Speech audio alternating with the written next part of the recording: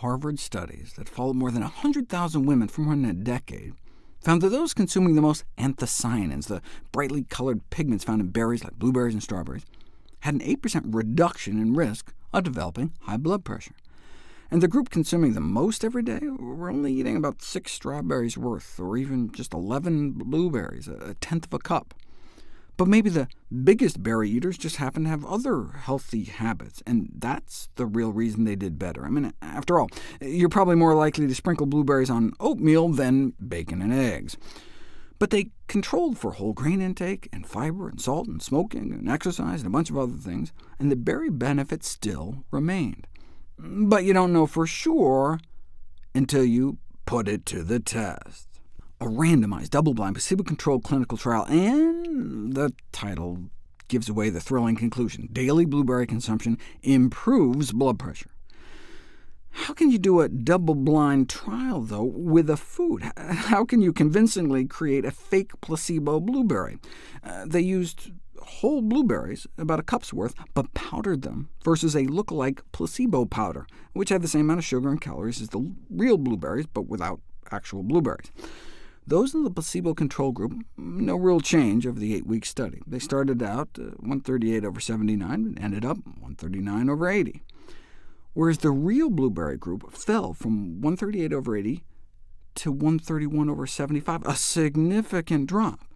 Now, 131 is still too high. I mean, you'd like to see at least down to 120 or even 110, so blueberries alone may not cure you. However, the fact that you could get a clinically significant improvement in a killer disease by just adding a single thing to your diet, that's pretty impressive. Is more better? What about twice the dose? More like 2 cups of fresh blueberries a day.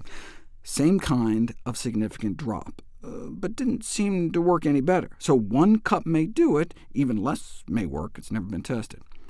Overall, there's been 5 interventional studies to date on the effects of blueberry supplementation on blood pressure. Put all the studies together, and the results do not show any clinical efficacy. What? Wait, what? I just showed you 2 studies where there was this gorgeous effect. I mean, have I been cherry-picking studies, or rather berry-picking studies? Well, if you look closely at the studies, the blueberries in the 2 studies I showed you that detected a significant effect were prepared with water, and they just mixed the blueberry powder with water. However, the blueberries in the non-significant effect studies were prepared with yogurt or skim milk-based smoothies. If you remember my blast from the past video from like 8 years ago, the absorption of berry nutrients can be blocked by dairy.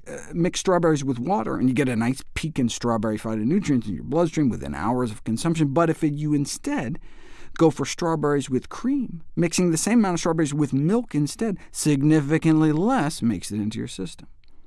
The inhibitory effects of milk are thought to be due to the interaction between the berry pigments and the milk proteins. Yeah, but does the same thing happen with blueberries? Let's find out. Hard to maintain the suspense when the title just gives it away. But indeed, the antioxidant activity of blueberries is impaired by milk. Volunteers ate 1.5 cups of blueberries with water or with milk, and the milk blocked the absorption of some phytonutrients, but not others. So did it really matter that much, though? Here's the spikes in the bloodstream after blueberries with water, and here's how much is absorbed with milk.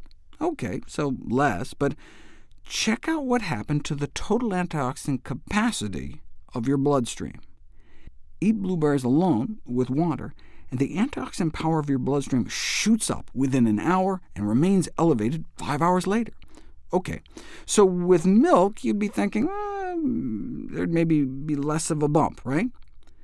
You can say that again, not just less, but less than when you started from. You just ate a whole bowl of blueberries and ended up with less antioxidant capacity in your body because you ate them with milk.